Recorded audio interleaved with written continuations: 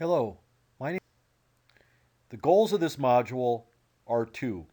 Number one, you're going to gain insight into the Revolution 360 report so that you can use the feedback and the information you get to develop an effective leadership development plan and ultimately become a more effective leader. First of all, on the report. When you get your report, you'll notice that there'll be a title page. And on this title page, the most important thing to pay attention to is the number of respondents.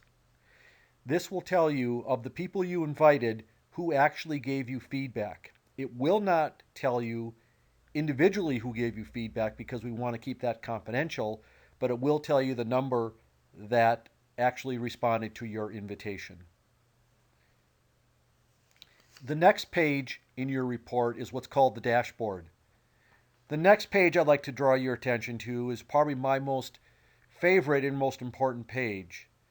On this page, what you'll find, first of all, to your left, is all the different types of factors from beneficial partnerships, aligned emotions, all the way down to driving results and innovation. What you will notice is that the survey asked your raters which was the most important factors, dimensions to pay attention to. What you'll want to pay attention to here on this side is which ones show the highest percentage.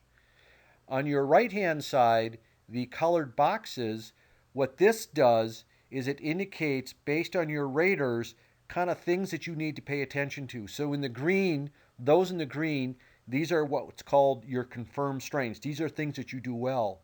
In the blue, these are some unrecognized strengths, things that you didn't think you did so well at, but your raters thought you did well. Yellow are areas that both you and your raters didn't think you did very well and need to work on. And the red are areas that you think you were a little bit better than what your raters, and we call these blind spots. So to look at this for an example, you can see that this dimension E was rated high character. It was important for this person to have high character. It also was a confirmed strength. You can see that motivating and driving results were also seen as important, where driving results was a strength, but motivating others was seen as an area that needed to be developed and worked on. You can see that analysis and judgment was also an area that needed to be worked on, as well as strategy implementation. From that page, we get into much more of the detail. To understand the detail is to understand kind of these bar graphs. So, what you want to pay attention to is that a blue graph will indicate that a Raiders group average was within zero point 0.5 of your score. It means you were fairly close. A red bar means that the Raider group was less favorable or saw you as less effective than what you saw yourself as. And a green bar means that the Raider score was more favorable than in the self score. And then the orange is kind of your overall average. This does in terms of breakdown. If you look at the first dimension, relationships, this particular person saw themselves as a 4.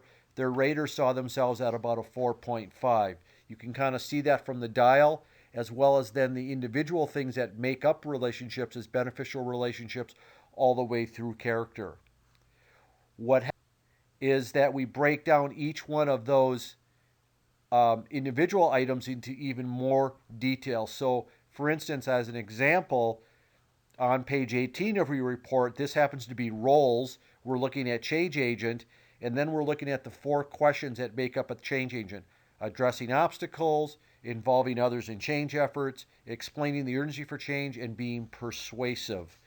You'll notice that for the addressing obstacles to change, the mean, your score was about 4.2, but your manager saw you a little bit less able to address changes, where your other raters saw yourself as pretty close.